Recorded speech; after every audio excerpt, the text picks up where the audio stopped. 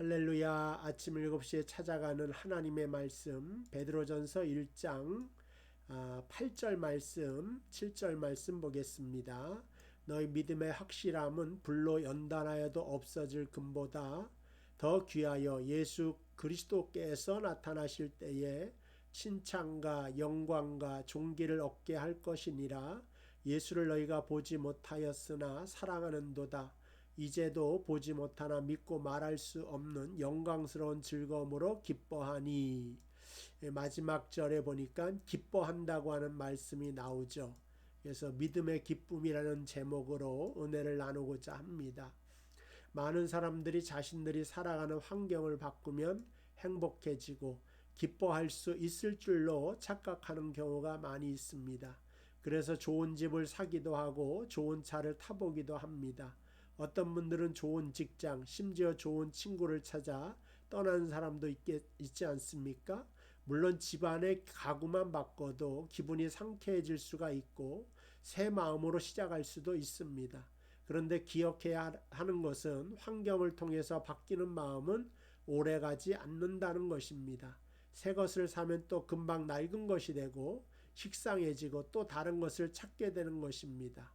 그런데 예수님을 만나면 상황이 다르게 변하게 됩니다. 분명히 환경은 변화된 것이 없습니다. 집도 같고 차도 같고 교회도 성도도 모두 같지만 그런데 내 마음이 변화가 되는 것입니다. 마음이 변하면 모든 것이 새롭게 보이기 시작합니다. 심지어 그렇게 못마땅했던 배우자도 사랑스럽게 보이기 시작하는 것입니다. 여러분, 이것이 바로 우리를 새롭게 하시는 성령의 역사, 믿음의 역사, 예수의 역사인 것입니다. 이전 것은 지나갔으니 보라 새 것이 되었도다라는 말씀이 있습니다.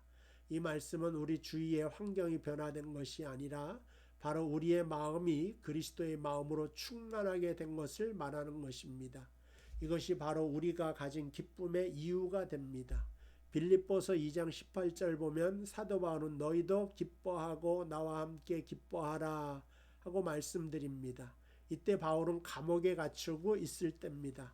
감옥 안에서 자유를 빼앗긴 채로 언제 죽을지도 모르는 그런 절망적인 상황 가운데 옥중서식이라고 하는 빌립보서를 씀에도 불구하고 그가 기뻐할 수 있었던 것은 바뀌지 않는 환경 탓을 하는 것이 아니라 날마다 그리스도의 마음으로 새롭게 되니까 그 마음속에 기쁨이 있었던 것입니다. 예수님을 믿는다고 고백하는 우리 안에 이러한 기쁨이 있어야 되겠습니다. 이 세상이 알지 못하는 기쁨이 있어야 합니다. 만약 이 기쁨이 없다면 오늘 말씀을 통하여 여러분 마음속에 기쁨이 다시 샘솟듯 충만하게 되기를 바랍니다. 예수 믿는 사람은 안 믿는 사람이 상상하지도 못하는 기쁨을 가지고 살아가는 사람들이어야 합니다. 오늘 읽었던 베드로전서 8절에 있는 말씀은 이 기쁨에 대하여 분명하고 화려하게 표현한 성경 구절입니다. 8절 보면 예수를 너희가 보지 못하였으나 사랑하는도다. 이제도 보지 못하나 믿고 말할 수 없는 영광스러운 기쁨으로 기뻐한다. 베드로는 이 기쁨을 2중 3중으로 표현하고 있습니다. 말할 수 없는 영광스러운 즐거움으로 기뻐한다고 하는 거죠.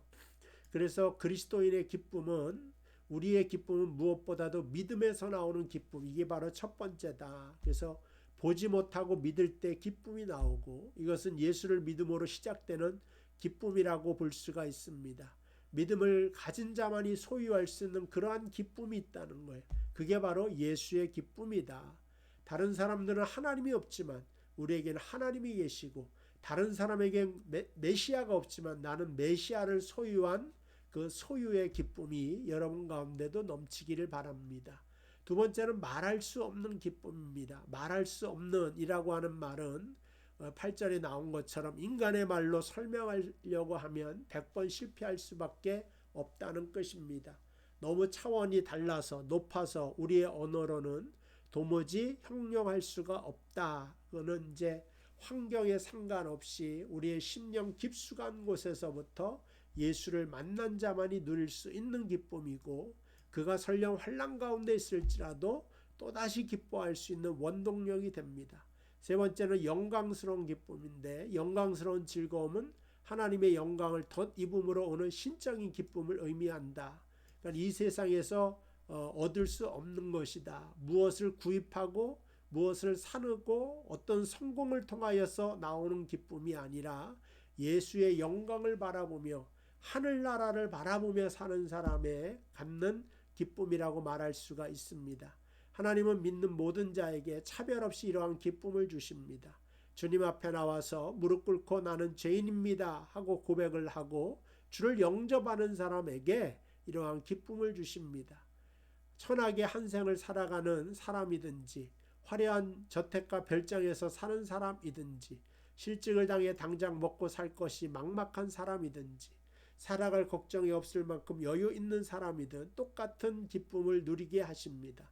남녀노소 불문하고 이 기쁨을 선물로 주시는데, 오늘 이 베드로 전서 1장 7절과 8절을 읽고 묵상하는 여러분들에게 오늘 하루 종일 주님 주시는 기쁨으로 충만해지시기를 주님의 이름으로 축복을 드립니다. 기도합시다. 하나님 감사합니다. 하나님께서는 우리에게 기쁨을 약속하셨습니다.